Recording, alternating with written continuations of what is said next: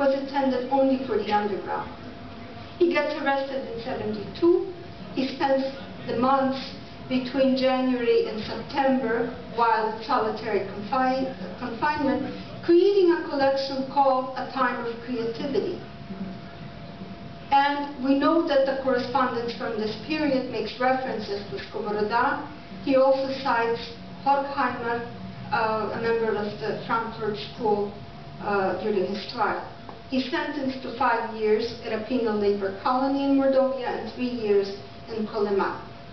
The collection Palimpsests consists mostly of works written during this period.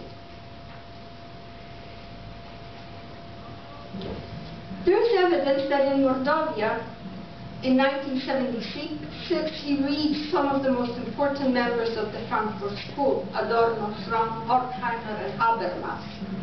He returns to Kiev in '79, but joins the Helsinki group, which gets him arrested again, and he's sentenced to 10 years of labor at Kuchino. There, he prepares a new collection of poems, which is not extant, The Bird of the Soul, and he dies on September 4th, 1985, 6 years into the term, and on the eve of Perestroika, quite ironically. He died at age 47. Most of the last 13 years of his life were spent in incarceration.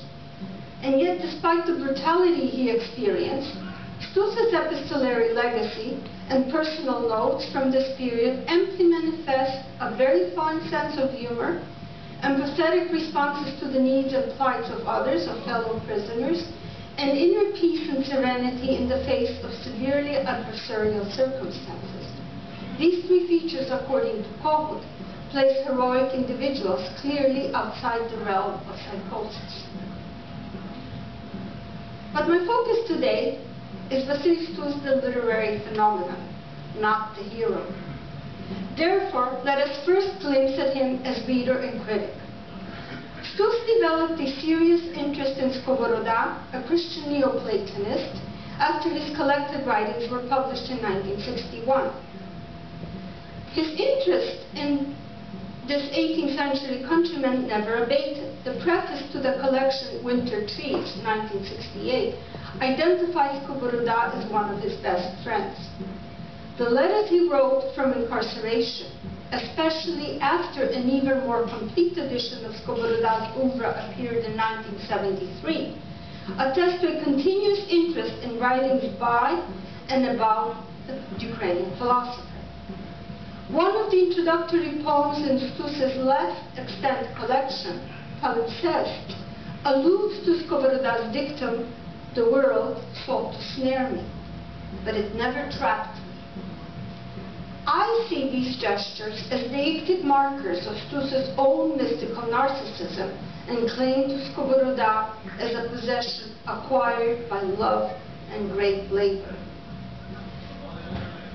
Vasily Stus drank from many sources, both Western and Eastern.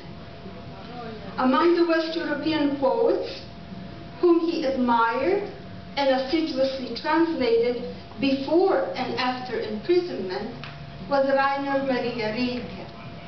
Stus shared his mystical inclinations and imitated some of his poetic strategies, especially the technique of semantic encoding, which I hope to discuss a little bit later.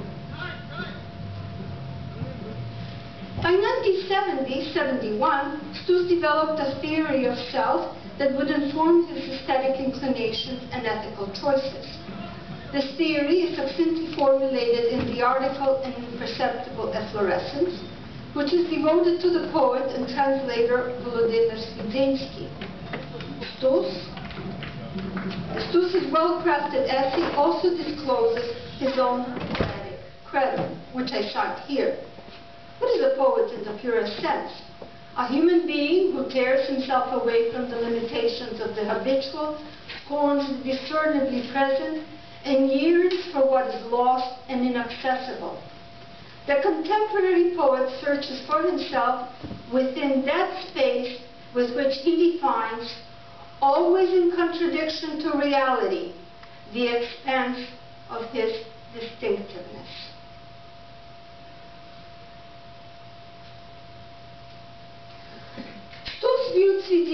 hermetic art as an expression of tempered outrage against institutional constraints on selfhood. He openly states that the artistic isolation to which Kwidzyński retreated was a strategy for healing the spirit and consequently its generous embodiment, ucieleśnienia. The fugitive poet's refusal to collaborate with Stalin's understanding of progress led to the writing of poems which by all appearances did not require the existence of an audience. Stus claims that the act of reading his own poetry must have appeared to Kwidzyński as something akin to viewing in complete solitude an illegally acquired diamond. I quote, "What a wonderful transgression it is to pause directly across from oneself." Life has become a sinful examination of the self, a confrontation of the self, an act of self-reflection. This is one of the earliest and deepest expressions of Stus's philosophical narcissism. In terms that are reminiscent of writings by members of the Frankfurt School, in particular Mark Horkheimer's and Theodor Adorno's The Dialectics of the Enlightenment and Herbert Marcuse's Eros and Civilization, Stus also addresses in this essay the reduction of the individual to the collective and the dangers of dominating nature in the name of an ill-conceived idea of progress. Intimating Horkheimer's and Adorno's critical theory, Stus makes reason responsible for the denial of self-gratification. I quote, "Predisposed to compromise, reason accepts the diminution of previously designated objectives."